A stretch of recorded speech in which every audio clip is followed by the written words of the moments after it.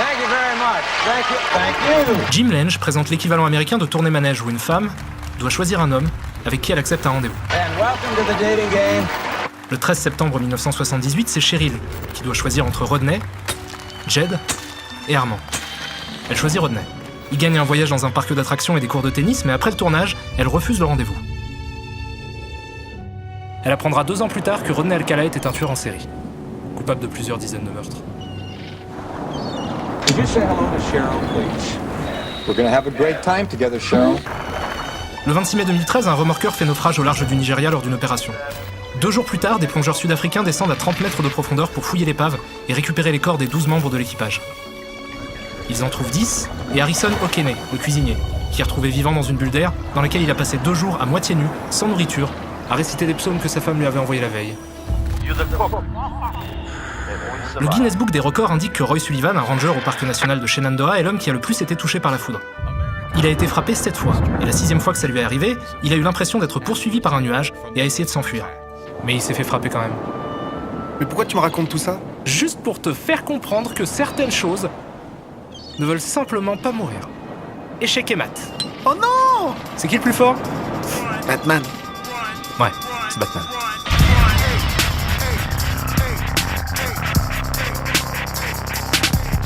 Donc Highlander 2 Le Retour est un film franco-britannique sorti le 12 avril 1991 au Royaume-Uni et c'est la suite du premier Highlander. Perspicace. Et merci répare.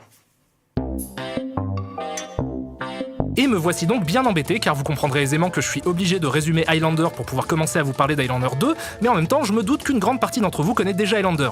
Je propose donc à ceux qui sont déjà familiers avec le premier film de concentrer leur attention sur le coin inférieur droit de l'écran pendant la séquence qui va suivre. Donc Highlander raconte l'histoire de Connor MacLeod, un Écossais du XVIe siècle qui est tué sur le champ de bataille mais qui, à la surprise de son clan, ressuscite. Il est chassé pour sorcellerie et rencontre pendant son exil Ramirez, un Égyptien interprété par Sean Connery, qui lui apprend qu'ils sont tous les deux immortels, que lui est né en 896 avant Jésus-Christ, que l'immortalité est une malédiction et que le seul moyen de s'en débarrasser est de décapiter d'autres immortels, jusqu'à rester le dernier immortel en vie. Ramirez est tué pendant un combat contre le méchant du film. Le temps passe, MacLeod traverse les époques jusque dans les années 80 où il arrive à tuer le méchant, ce qui fait de lui le dernier immortel sur Terre, et il redevient donc mortel. Une fin claire, nette et précise. Sauf que certaines choses, Jérémy, certaines choses ne veulent pas, ne veulent pas mou. Moulin Rouge. Bon, Highlander 2 est réalisé par Russell Mulcahy, réalisateur australien du premier Highlander, qui est également à l'origine d'à peu près 7 milliards de trucs différents aussi variés que The Shadow, un film de super-héros avec Alec Baldwin, des épisodes des Contes de la Crypte, Resident Evil Extinction, le clip de Video Kill the Radio Stars des Buggles, quelques films sur les momies dont Le Roi Scorpion 2 et Razorback, un film avec un sanglier géant qui fout la merde en Australie. Mais évidemment, de tous ces films, on retiendra surtout Highlander, qui malgré un succès commercial très mitigé à l'international, à part en France, a connu un second souffle lors de son exploitation en vidéo, et face à cet enthousiasme, une suite était bien évidemment à redouter. Quoi de plus normal? Un ornithorynque. Sur un hippopotame. Sur un ornithorynque. Sur Jérémy, qui fait de la capoeira, sur Gilles, qui fait du coupé-décalé. Sur un ornithorynque. Parce que faire une suite à un film dont tout le principe repose sur le fait qu'il ne peut en rester qu'un et qu'à la fin il n'en reste effectivement qu'un est clairement une très étrange idée. Mais à l'improbable nul n'est tenu et les procès d'intention c'est pas mon genre, c'est donc avec des yeux remplis de tolérance que je vous demande de me suivre dans ce curieux projet qu'est Highlander 2, Le Retour. Donc Highlander 2 commence par une petite scène d'introduction qui contextualise le film, nous sommes dans le futur, en 1999, où le trou dans la couche d'ozone met en péril la survie de l'humanité. Une poignée de scientifiques menée par Connor MacLeod décide en dernier recours de mettre en place un bouclier tout autour de la Terre pour protéger cette dernière des radiations du Soleil. On se souviendra de ce jour pendant des siècles. Le jour où la planète sera enfin à l'abri du Soleil. Bon, pour moi, une Terre à l'abri du Soleil, c'est une Terre morte, mais en même temps, je suis pas un scientifique du futur, donc ils enclenchent le bouclier, et attention, va y avoir une ellipse. Ah chouette! Tiens, c'est pour regarder l'ellipse sans se faire mal aux yeux quand la station Mir va tomber sur Paris. Ah mais t'es complètement niqué de la tête en fait. Voilà, donc on se retrouve 25 ans plus tard, plus de soleil, plus de lumière, et c'est beaucoup plus dur pour la maquilleuse de faire son travail. Donc c'est ici, dans un futur apocalyptique peuplé de figurants en roue libre, Hey, ça c'est ma bite! c'est sa bite, man, que va se dérouler l'intrigue du film. On apprend par un flash info que la multinationale Bouclier, dont je vous laisse deviner l'activité, Quelque chose dans le jardinage? exerce un monopole sur les prix de l'énergie, ce qui rend l'humanité entièrement dépendante d'elle. Face à cela, une organisation écologiste menée par un personnage interprété par Virginia Madsen, une actrice que j'aime beaucoup notamment pour son rôle dans l'excellent film d'horreur social Candyman, et si vous n'avez pas vu Candyman, j'en profite pour vous le recommander très vivement, pirate la corporation afin de récupérer des informations compromettantes sur cette dernière, et découvre que le bouclier autour de la Terre n'est plus nécessaire depuis un moment déjà puisque le trou dans la couche d'ozone s'est résorbé et que le niveau de radiation est redevenu normal. Alors voilà, c'est toujours la même chose, c'est toujours les méchantes corporations contre le pauvre petit peuple. Non, il serait temps de sortir de ces clichés, je veux dire, dans la vraie vie ça arrive jamais ça. Non mais les gars, personne n'est aussi méchant.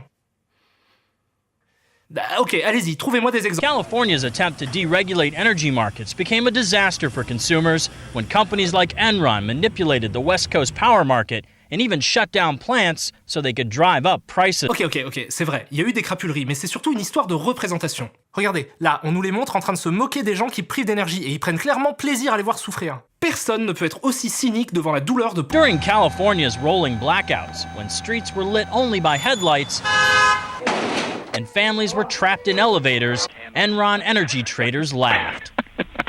Those guys, just cut them off. They're so f***ing. They should just bring back f***ing horses and carriages and lamps. I know, kerosene lamps.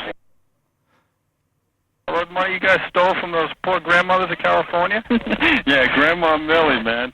Yeah, now she wants f***ing money back for all the power you charged jammed right up her ass for f***ing $250 a megawatt hour. Oh putain de merde, le vieux Christophe Lambert avait raison, on a complètement niqué le monde. Marty s'est fait voler l'almanach, il y a plus aucune échappatoire. Biff, c'est Donald Trump, Biff. T'inquiète pas. Tu peux toujours te réfugier dans la drogue. Bref, je dois admettre que je suis plutôt sur le cul.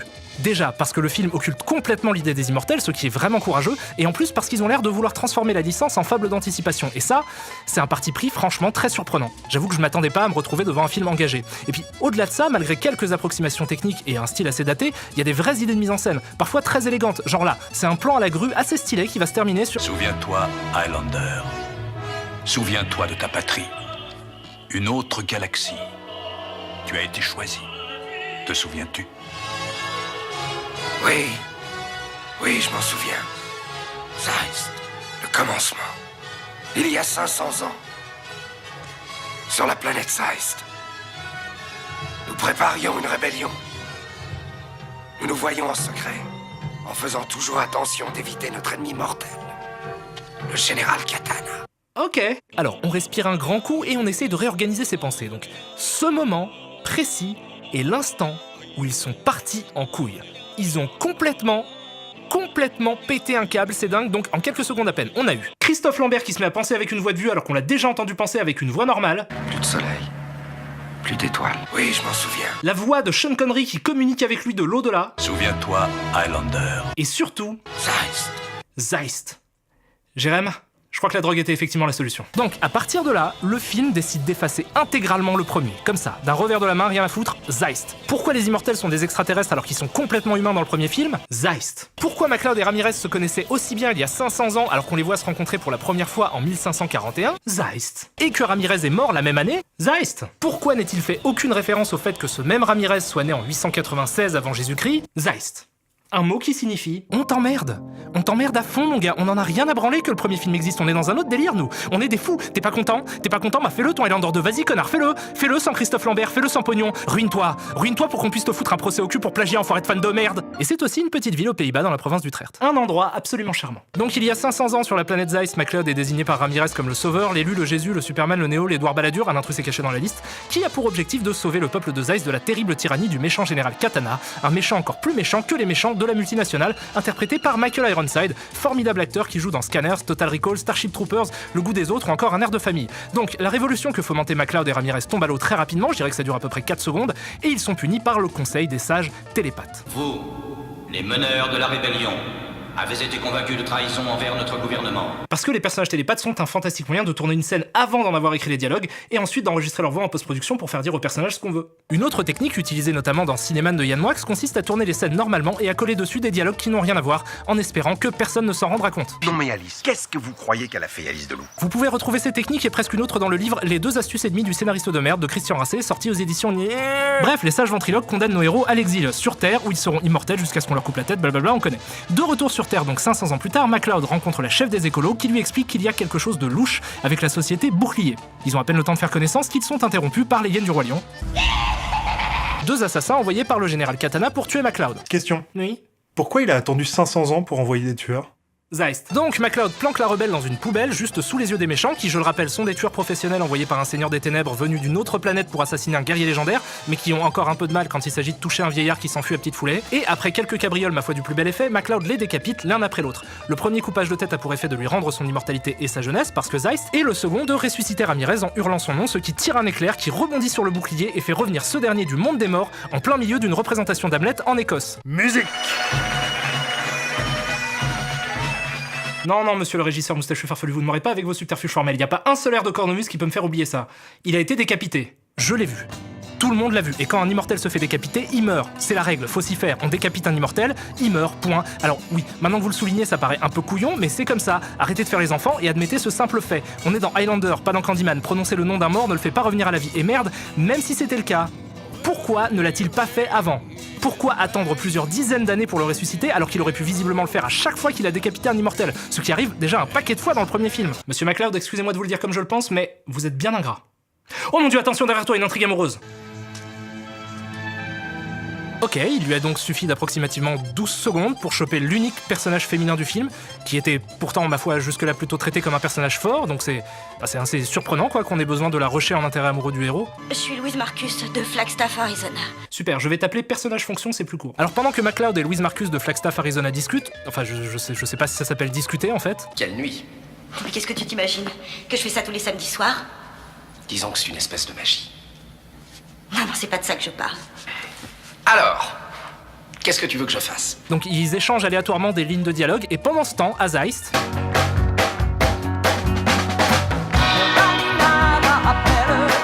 Non, pas ce Zeist-ci. Ce Zeist-là, le général Katana décide de venir lui-même sur Terre défoncer MacLeod parce qu'on n'est jamais aussi bien servi que par soi-même. Et prouver à quel point il a la haine contre la société en faisant foncer un métro à une vitesse qui décoiffe bébés et mannequins. Pendant ce temps, Ramirez en Écosse se fait faire un costume et fonce prendre un avion. Ce qui l'effraie puisqu'il ne sait pas ce qu'est un avion, et accessoirement que les vidéos de sécurité sont réalisées par un enfoiré complètement psychopathe dans un ciel de l'enfer des effets spéciaux au-dessus du désert écossais. Et je pense que toutes ces distractions ne sont là que pour nous empêcher de nous poser la seule et unique question qui devrait obséder vos esprits au moment où je parle. Pourquoi un extraterrestre qui a voyagé des millions d'années-lumière, je suppose, a-t-il peur d'un avion? Après, c'est pas parce que c'est un extraterrestre qui connaît les avions. Et ça, c'est quoi? C'est quoi? Quoi? Bah ça. T'as juste dit ça, c'est quoi, et après tu nous as regardé sans bouger? Attends, vous voulez dire que toutes ces images sont dans ma tête? Après ça, on a une double réunion. Katana et le patron de la multinationale forment une alliance des méchants, et Juan Sanchez Villalobos Ramirez retrouve Connor MacLeod du clan des MacLeod et Louise Marcus de Flagstaff, Arizona. Ça papote, et finalement les gentils lancent l'assaut sur le repère des méchants, où ils sont accueillis par 200 chargeurs qu'on leur vide dans la gueule, ce qui fait qu'on les envoie à la morgue. Allez-y, vous en mourrez d'envie.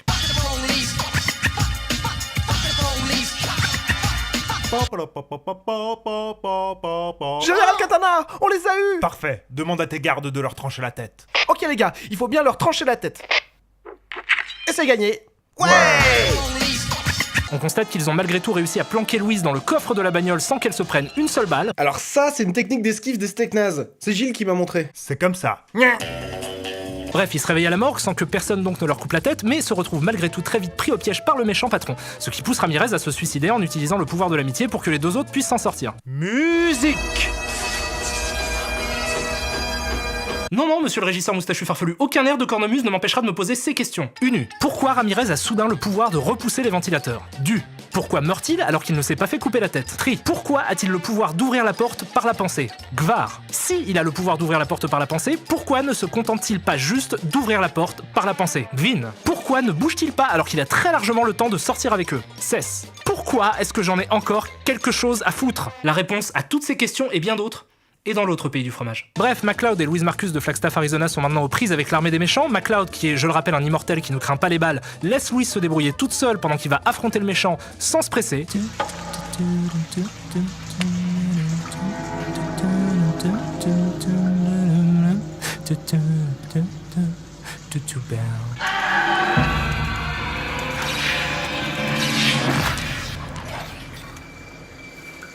Waouh, c'est étonnamment précis en termes de longueur de corde. Bagarre finale, cling les épées, évidemment Lambert gagne et décapite Katana, donc il redevient mortel, ça on est tous d'accord, il décapite le dernier immortel sur Terre et il redevient mortel, c'est pour ça qu'il est mortel au début du film d'ailleurs, et après ça il va dans le laser du générateur du bouclier et il est toujours en vie, ce qui signifie qu'il est toujours immortel, ça arrive même plus à m'énerver en fait, donc il y a un petit échange de sourires et c'est la fin. Mais non. Ah bah si, déjà parce que j'en ai marre, et en plus c'est la fin, il y a même un freeze frame tout pourri, c'est la fin. Non, c'est pas ça la fin. Non mais Gilles, j'ai le DVD, je te dis, c'est la fin. Ah ouais? Eh ben moi j'ai la VHS.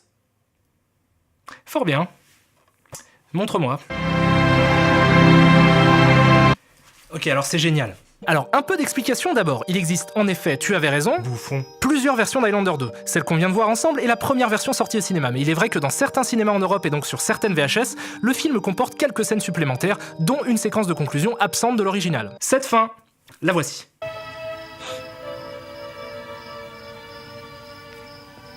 J'aimerais bien voir ta maison. Est-ce qu'on peut la voir d'ici?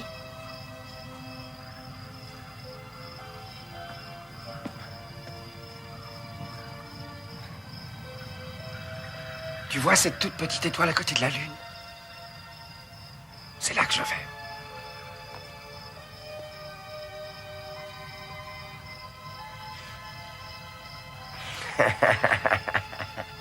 Pause. Voilà.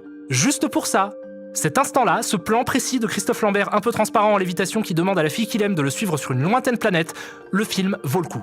Cet incroyable, mon dieu, gigantesque moment est sûrement une des fins les plus gratifiantes de tous les temps. J'ai presque envie de l'imprimer et de le mettre dans mon portefeuille pour qu'à chaque fois qu'un truc de merde m'arrive dans la vie, je puisse le contempler en me disant « Wow !» Est-ce que c'est vraiment important? Je veux dire, cette fin, qu'on appelle la fairy tale ending, me fait sérieusement questionner le concept même de réalité. Mais en plus d'être un moment de cinéma en or massif, cette fin, comme souvent avec les fins alternatives, est révélatrice d'un processus de production chaotique. Donc ce qu'il faut savoir, c'est que Russell Mulcahy, le réalisateur, a été très déçu du résultat de son film, si bien qu'il a même envisagé d'utiliser le nom d'Alan Smithy pour le signer. Et pour ceux qui ne savent pas qui est Alan Smithy, voici une petite explication. Aux États-Unis, le syndicat des réalisateurs, la Directors Guild of America, refuse qu'un metteur en scène utilise un autre nom que le sien pour signer son film.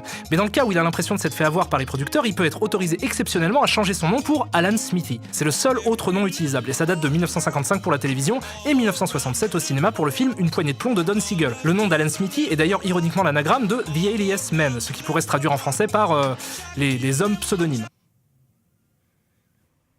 Voilà, c'est tout. Et les raisons pour lesquelles Russell Mulcahy avait honte du film sont répertoriées dans un documentaire promotionnel, Le charme de l'Argentine, qui s'appelle comme ça parce que le film a été tourné en Argentine. Perspicace. Là, on l'a déjà fait. Ce qui, au départ, semblait être une bonne idée pour des raisons pécuniaires, mais une crise économique au moment du tournage a complètement fait exploser le budget et le film a été confié à une compagnie d'assurance qui a apparemment tout fait pour terminer le tournage le plus vite possible. Nombre de scènes n'ont donc pas pu être tournées et certaines décisions ont été prises de façon complètement aléatoire, comme par exemple la couleur du ciel qui devait être bleue et qui est finalement rouge. Alors, ça vous paraît peut-être anecdotique, mais la couleur est quelque chose d'important, parce que c'est signifiant. Et non seulement les couleurs ont du sens, culturellement, ça tout le monde le sait, mais en plus elles sont des outils précieux pour tous ceux qui officient dans n'importe quel art visuel, comme vecteur d'émotion.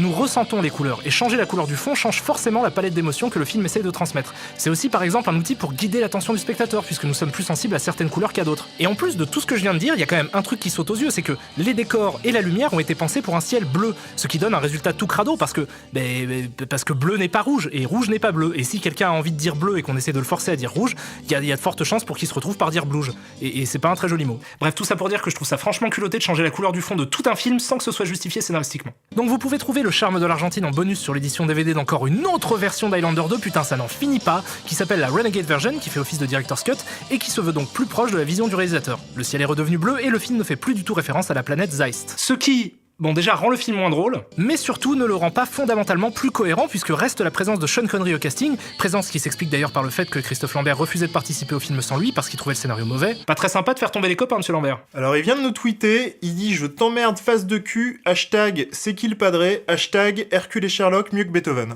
Putain, il est encore sur ça. Et la présence de Ramirez dans le film donc est l'élément précis qui fait toute la spécificité d'Highlander 2. Bon, faire une suite...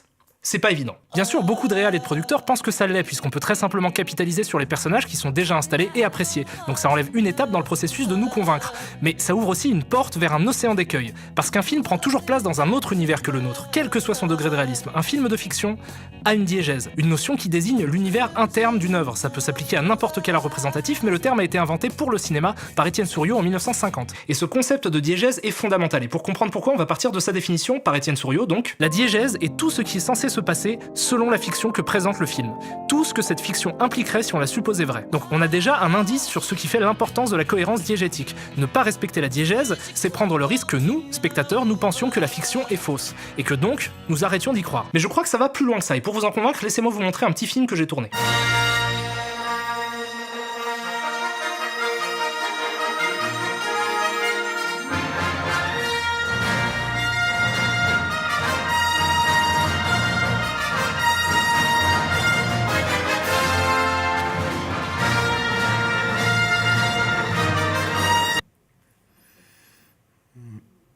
Ah mais si.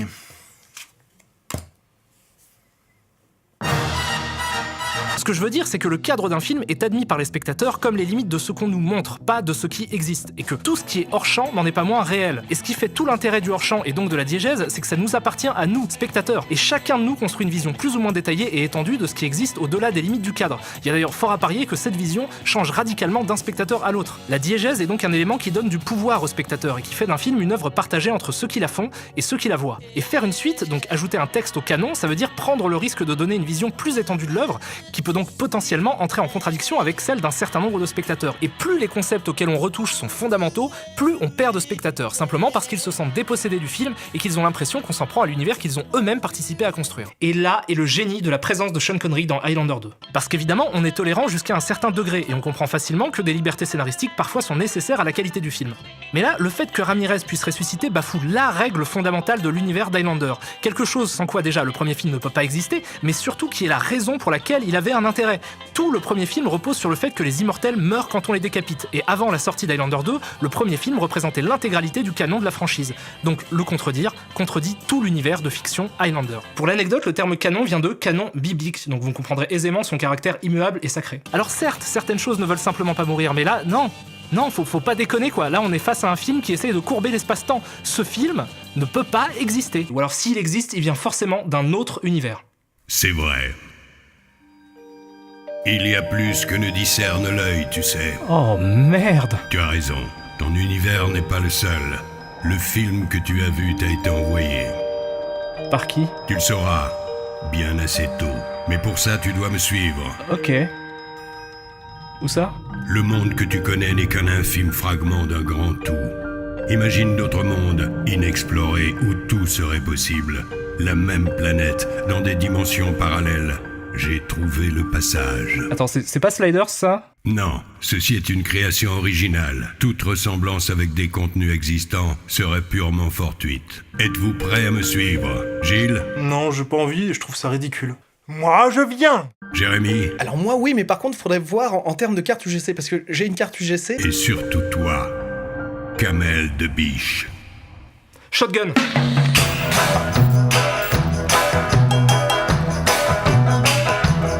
Chevrolet, take me down to San Jose.